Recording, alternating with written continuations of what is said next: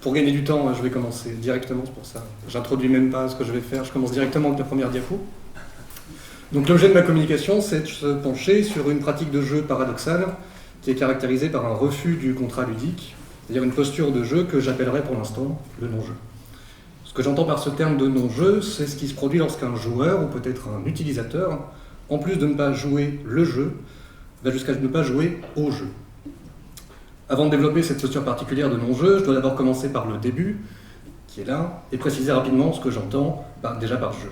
Donc rien d'extraordinaire ou de contre-intuitif, sans chercher à réinventer la roue, j'emprunterai à Jacques Henriot sa manière de définir ce qu'il appelle le jeu, par opposition au jouet. Donc une opposition qui pense d'un côté le jeu au sens de structure, objective, externe, et le jouet comme acte, attitude, engagement, interne et subjectif. Ce qu'on trouve aussi dans l'article de Mathieu Triclot qui explique beaucoup mieux que moi cette idée du jeu chez Henriot. Cette opposition qui est classique entre structure et acte, on la retrouve de manière similaire dans de nombreux travaux, récents ou non.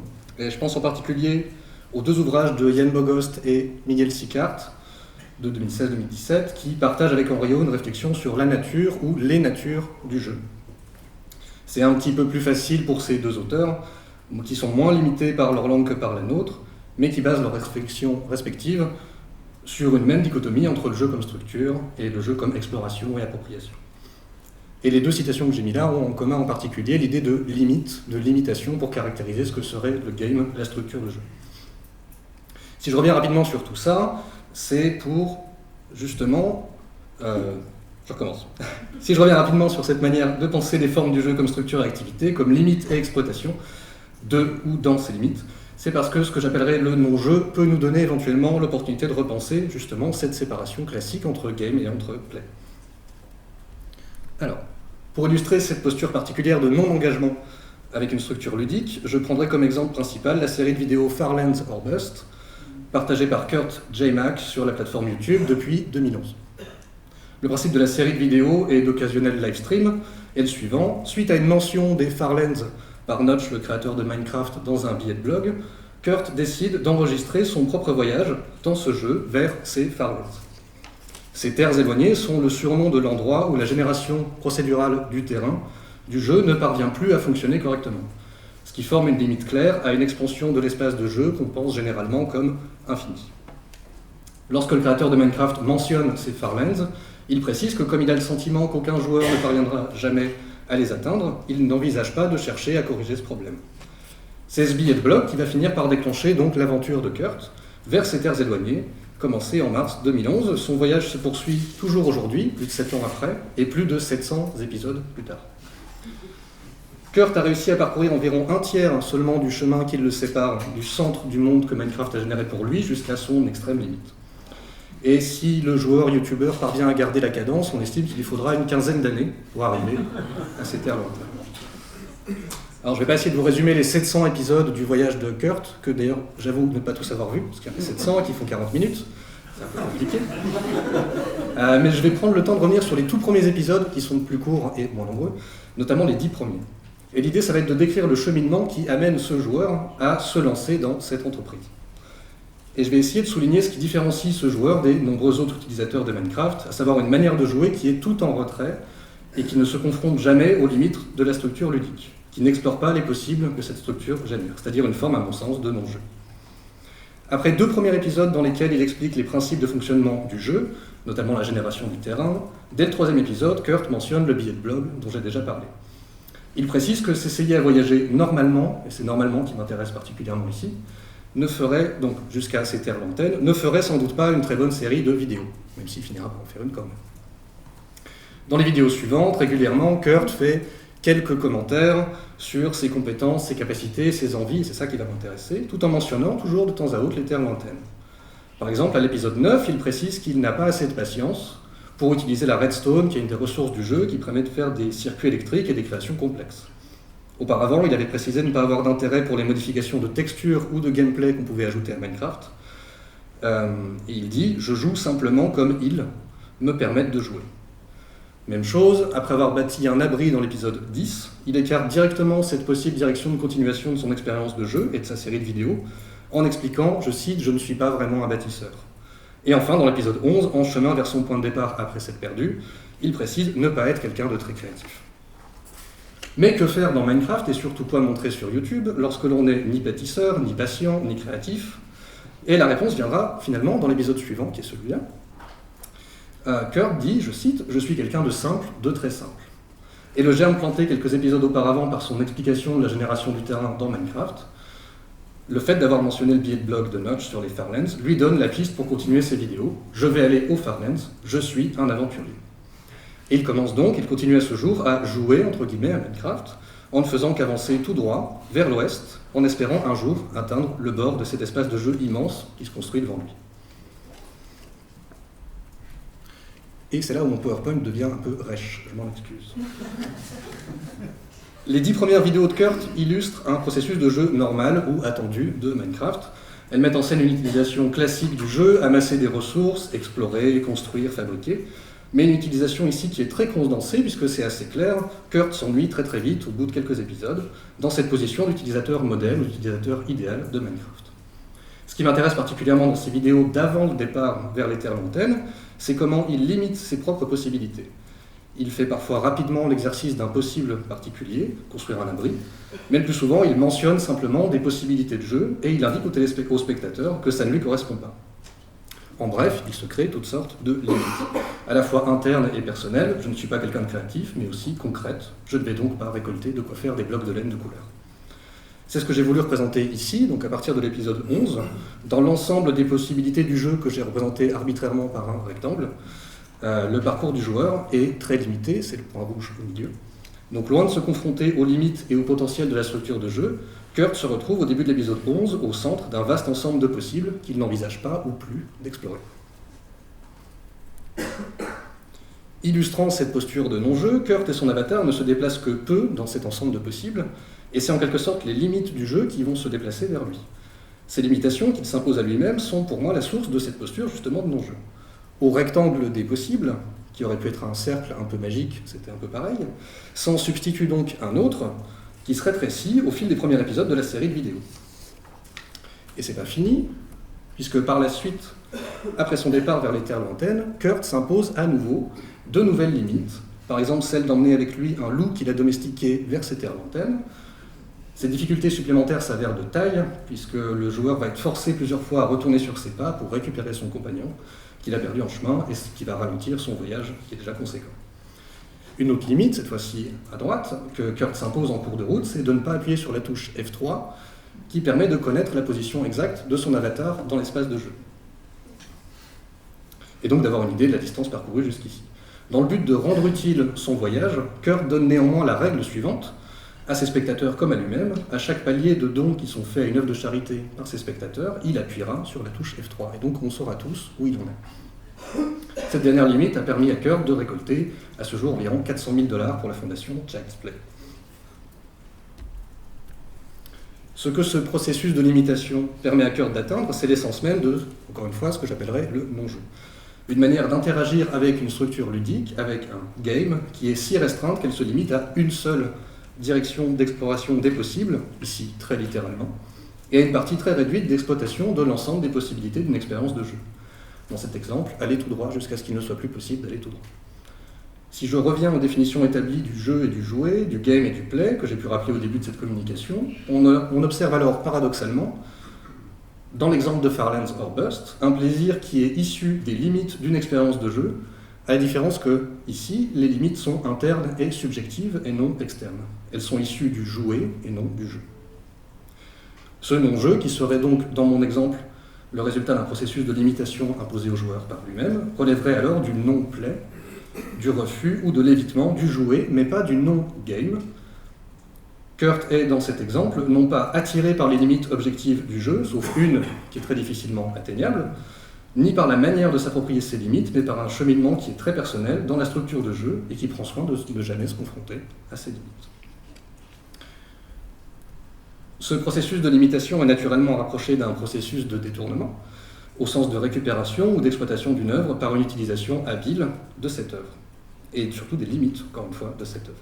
Mais si le détournement et le non-jeu semblent à première vue partager une dynamique d'appropriation de ces limites, de ces contraintes, j'opposerai pour l'instant le détournement au non-jeu. le non-jeu ayant davantage comme moteur de l'appropriation une certaine inaction, une relative passivité, plutôt qu'une utilisation active et créative des limites et des contraintes. Fanny Barnabé distingue dans son travail de thèse deux manières de détourner en manière de jeu vidéo, deux grands modes de création d'œuvres dérivées. Le détournement par le réagencement de la structure de jeu, du game, détournement du game, le détournement par une performance ludique inédite, le détournement du play.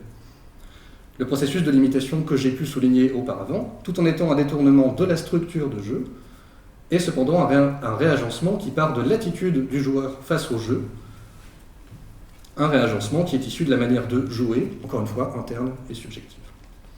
Ainsi, en matière de non-jeu, et dans cet exemple en particulier, il n'y aurait pas de détournement du play, puisqu'il s'agit à mon sens d'une non-performance que j'opposerais à toute forme de superplay, encore qu'on peut en discuter, ni de détournement du game, mais un détournement par le game.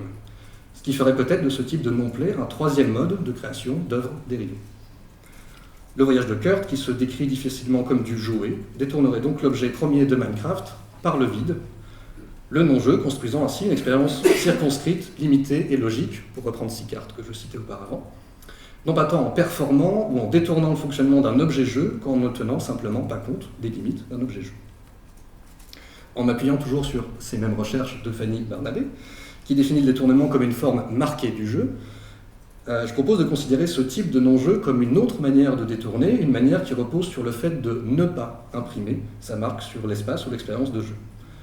Cet aspect non marqué est particulièrement visible dans le cas de Kurt, que je n'ai pas pu montrer ici par manque de temps, mais qui veille toujours au fil de son aventure à bien remplacer les blocs qu'il a pu détruire, à effacer ses constructions éphémères.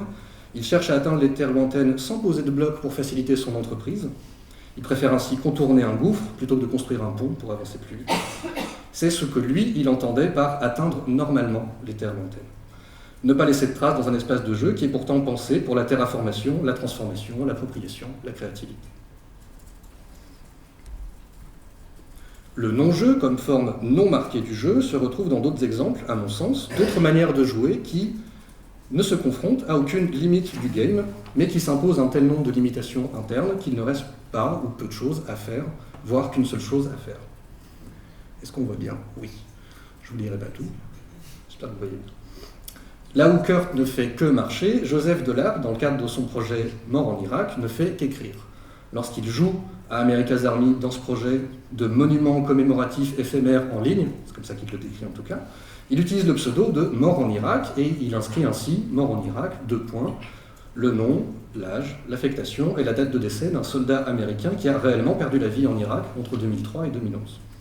Il aura fallu un peu plus de 5 ans à Joseph Delap pour égrener le nom de tous ces soldats, en espérant ainsi faire réfléchir les vrais, entre guillemets, joueurs sur le sens politique et géopolitique de leur utilisation de cette simulation développée à des fins de recrutement par l'armée américaine. Plus qu'un détournement du play ou du game, il s'agit encore, à mon sens, encore une fois, d'une forme de non-jeu, d'un détournement par le game. D'une part, notamment parce que Joseph Delap prend soin de ne jamais jouer au jeu, ce qui est au cœur de sa démarche de sensibilisation. Mais également parce qu'il ne laisse pas sa marque sur l'espace ou l'expérience de jeu. Il cherche plutôt à laisser sa marque sur l'expérience de jeu des autres joueurs. Ce processus de limitation, même s'il est moins improvisé, est sensiblement le même que dans l'exemple précédent. Joseph s'impose ainsi autant de limites qu'il est possible en ne contrôlant même pas l'avatar qu'il incarne, un avatar qui finit généralement par être tué par les ennemis ou par les membres agacés de sa propre équipe, puis par être expulsé d'une partie après avoir ajouté seulement quelques lignes à ce qu'il considère comme un monument commémoratif en ligne. Et du coup, on revient à De Certeau. D'ailleurs, j'ai même utilisé le même PowerPoint, donc c'est très bien. Si le premier point commun de ces deux postures de Joseph et de Kurt tient à une limitation par l'inaction ou par la presque inaction, un refus de participer à faire fonctionner normalement une expérience de jeu qui lui est proposée, le second point commun me semble être la capacité de ces deux joueurs, que je qualifierais d'extraordinaires, à délaisser la place de joueur, et en particulier celle de joueur modèle, qu'il aurait implicitement assignée pour prendre de force la place d'auteur. Dans les deux cas, ce sont bien eux les créateurs de limites, de contraintes, d'obligations, et ce sont donc les auteurs d'une structure ludique, d'un game. Cette manière de prendre les rênes de ce qui fait ou ce qui ne fait pas jeu, relativement passivement, en plus de nous permettre de repenser la dualité du jeu comme structure et attitude, ou structure et action, nous permet également de remettre en question l'idée qu'une position d'auteur ne puisse se concevoir qu'en lien avec une utilisation agissante d'un dispositif de communication. La télévision ici, les jeux vidéo dans mes exemples. Kurt et Joseph, en se délogeant eux-mêmes du produit, transcendent ainsi une position de pur récepteur qu'il aurait implicitement assignée en devenant des non-joueurs. Si l'inaction et l'ennui sont assez palpables dans mes deux exemples, en refusant l'impératif d'action du jeu, Kurt et Joseph créent, sont les auteurs. Ce qui ressort de ces expériences de jeu, c'est une prise de recul par rapport à Minecraft et par rapport à America's Army, et par là même la création d'un discours particulier sur et dans ces jeux, un discours plutôt poétique, voire zen pour le premier exemple, et résolument politique pour le second. Si ergodiquement, extra-noématiquement, pour reprendre Espenard 7, rien ou très peu de choses ne se passent dans mes exemples, c'est pour ça que je ne vous ai pas mis de vidéo, toute l'action et tout l'intérêt des voyages difficiles de Joseph et de Kurt se trouve dans cette posture qui est interne, noématique, de non-joueur, mais d'auteur. En refusant de rentrer dans la logique de fonctionnement d'un game, ils proposent la leur. Et ne me semble pas pouvoir être décrits comme des co-auteurs, qui est un terme qu'on retrouve régulièrement dans les sciences du jeu, mais bien comme des auteurs à part entière, je me permets d'insister. Une dernière remarque, quelques dernières remarques avant de commencer à conclure, ou une dernière interrogation. Toutes les structures de jeu se prêtent-elles à du non-jeu, à l'appropriation par l'inaction et par la limitation? À mon sens, non, et en l'état de ma réflexion, non. Pour circonscrire un cercle magique subjectif à l'intérieur d'un autre objectif, et encore nous faut-il un cercle ou un rectangle qui soit assez vaste pour qu'on puisse en inclure un nouveau à l'intérieur. C'est pourquoi un jeu comme Desert Bus, par exemple, qui ne propose qu'un seul possible à explorer, c'est-à-dire ramener le volant à gauche régulièrement pendant un trajet en temps réel entre Tucson et Las Vegas, ne se prête que difficilement à du non-jeu. Il se prête cependant bien à du détournement plus classique, et on ne connaît ce jeu que grâce à l'initiative Desert Bus for Hope, qui détourne le sens premier du jeu, à savoir une prise de position sur le fait que les jeux vidéo ne sont pas vecteurs de violence, pour y injecter une dimension caritative en spectacularisant l'utilisation normale de ce jeu. On peut cependant imaginer des structures de jeu qui ne se prêtent aucunement à du non-play, simplement parce qu'elles ne se prêtent pas du tout à du play.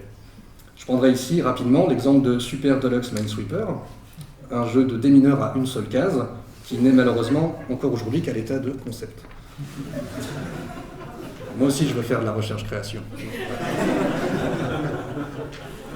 Et je précise que sous la case proposée par Super Deluxe Minesweeper, il y a toujours une mine. Ce qui me permet structurellement de parvenir à un jeu qui propose moitié moins de possible qu'une partie de pile ou face.